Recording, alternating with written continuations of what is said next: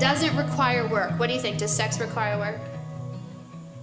Obviously, the physical aspect of sex does require some work. But what about the point that two people meet to the point they're having sex? Does that require some work? Yeah, I mean... Not always. Not always, but I mean, think about it this way.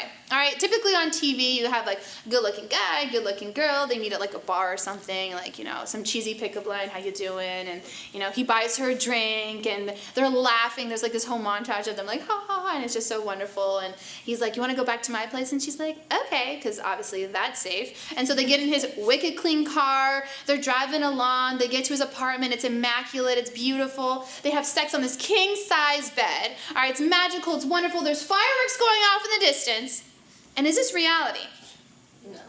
Not unless you have sex on the 4th of July. Okay, this is not reality. What are we missing? What is a conversation we're having? Steps that we haven't heard on that TV show? What are some things we need to hear? Are you clean? Have you been tested? Do you have an STD? Right? Have you been tested the last 6 months after your partner? Like, those things are really important. What else? Are you married? Are you married? Yeah, that's probably really important. What's your name? How old are you? What else? What about consent? How often do we hear that? Do you have a condom? Do you have a condom? Yeah, that's a really important question to ask. I mean, hopefully, if you don't have that conversation, then you're definitely going to want to ask it later, right? Do you have a condom? Are you on birth control? Have you been taking it consistently every day, right? These are really important questions that if you don't ask then, some time goes by and you find out you have an STD and you have to, hopefully if you have that number, call them and be like, hey, you know, I have something that I didn't have before, right?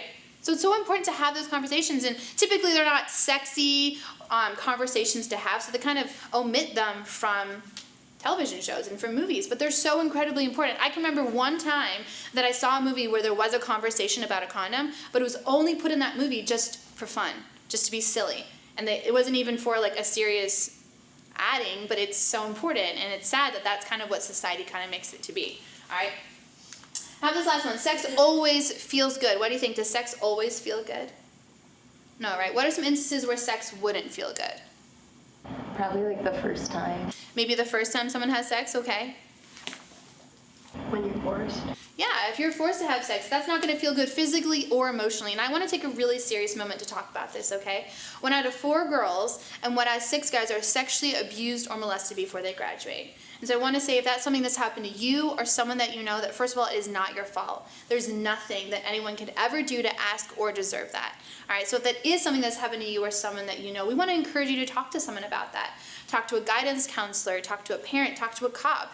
Because something like sexual abuse can make people see sex in a negative way, and that is not what we want for you. We think that sex can definitely be a good thing, the right place, the right time, and the right context, and so we want to encourage you to kind of have that conversation, okay?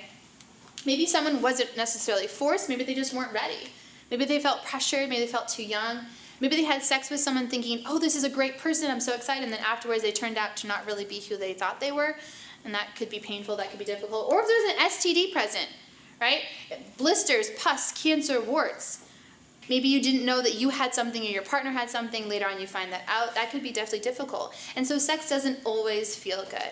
All right? So that's all we have today for this session. We'll see you guys next time. The end.